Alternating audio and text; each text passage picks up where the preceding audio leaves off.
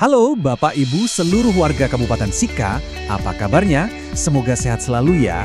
Nah, hari ini kita mau ngobrolin sesuatu yang, wah ini penting banget nih.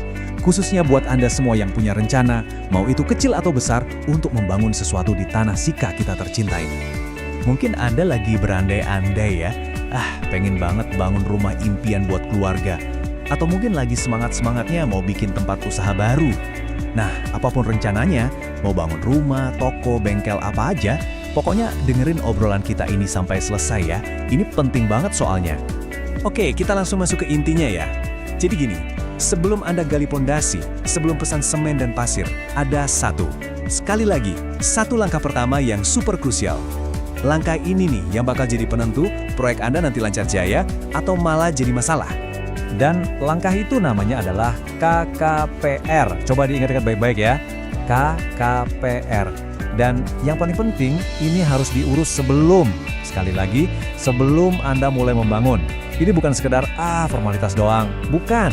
Ini tuh ibaratnya pondasi hukum buat bangunan Anda nanti. Oke, jadi apa sih sebenarnya KKPR ini? Dengar namanya kayaknya ribet ya? Tenang, sama sekali nggak serumit itu kok. Gampangnya gini, anggap aja KKPR ini kayak kompas atau panduan awal buat Anda. Biar apa? Biar semua rencana pembangunan Anda itu klop. Nggak cuma sama keinginan Anda, tapi juga klop sama rencana besar untuk penataan Kabupaten Sika kita. Nah, kalau mau tahu nama panjangnya, KKPR itu singkatan dari Kesesuaian Kegiatan Pemanfaatan Ruang. Duh, panjang ya?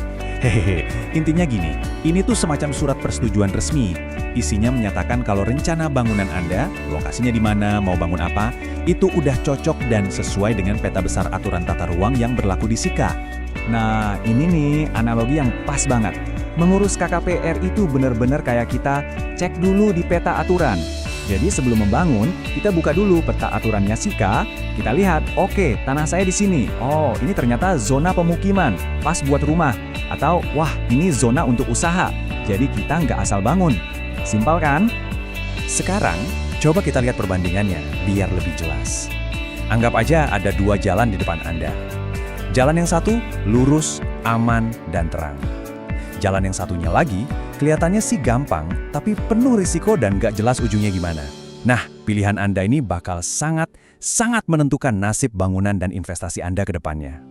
Nah, lihat deh, kalau Anda pilih jalan aman dengan KKPR, semuanya jadi jelas. Pembangunan Anda pasti lebih aman, nggak was-was. Lingkungan sekitar juga lebih terjaga. Dan yang paling penting, nggak ada masalah hukum di belakang hari. Kalau mau buka usaha, izinnya juga jadi gampang. Hidup tenang, usaha legal.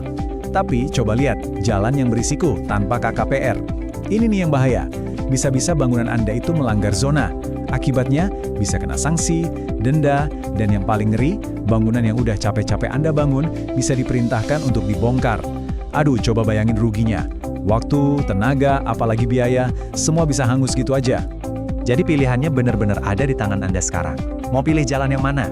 Jalan yang memberikan ketenangan atau jalan yang bikin tidur nggak nyenyak? Pilihan yang bijak, saya rasa sudah jelas banget ya di depan mata kita semua. Tapi, ada kabar baiknya nih. Memilih jalan yang aman dan benar ini ternyata nggak susah loh, nggak ribet sama sekali. Pemerintah daerah kita sudah menyiapkan jalur yang gampang banget untuk membantu kita semua. Langkahnya gampang banget, cuma 2. Pertama, Anda tinggal datang aja ke kantor Dinas PUPR Kabupaten Sika. Nah, kalau sudah sampai sana, langkah kedua, langsung tanya dan cari bidang penataan ruang. Udah, gitu aja. Cuma datang dan bertanya. Gampang kan? Dan pesan saya, tolong jangan ragu-ragu, jangan malu, apalagi takut buat bertanya. Beneran deh, teman-teman di bidang penataan ruang itu tugasnya memang untuk membantu. Tanya aja semuanya sampai jelas. Mereka siap kok memandu Anda langkah demi langkah. Karena tujuan utamanya ya satu, biar semua warga Sika bisa membangun dengan benar, dan yang penting, hatinya tenang. Karena gini, kalau kita semua tertib mengurus KKPR, ini efeknya bukan cuma buat bangunan Anda sendiri loh, jauh lebih besar dari itu.